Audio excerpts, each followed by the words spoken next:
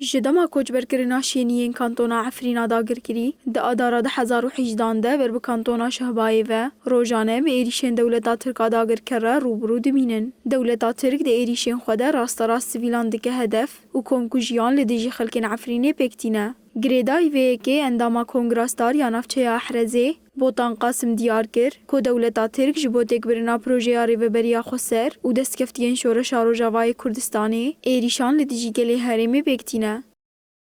ام دبینن دولتا ترک و چتاینوی حرتم ایریشی سر و گلی دکه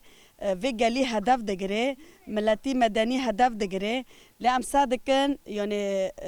ملت نه بس قرطل عربا دخینه لدهندری روز آوادا گشتی ماکینا دکه هدف گرتن ماکینا سفیل مدنی گشتی هدف دگره لبری و مهکه دیزا ماکیناک ایجن تیوی هات هدف گرتن جبر حواله جن تدابی هات هدف گرتن ام و تشتی شرمزار دکن عالم دبینه ما عالم نبینه بس هدی بس جوی دولت ترک را و چتای نوی را بس قرطا 60 سالنا و ایریشا بردوام کری ام و تشتی قبیل ناکن یعنی ما عالم نبینه خب بیدن کری ام و تشتی شرمزار دکن.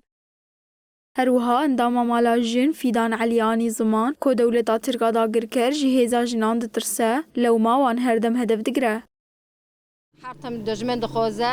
یعنی دستی خبابی جنی اکتریو بالاخص یعنی واکش کد ما اختصاب دن واکش کد عمری چوک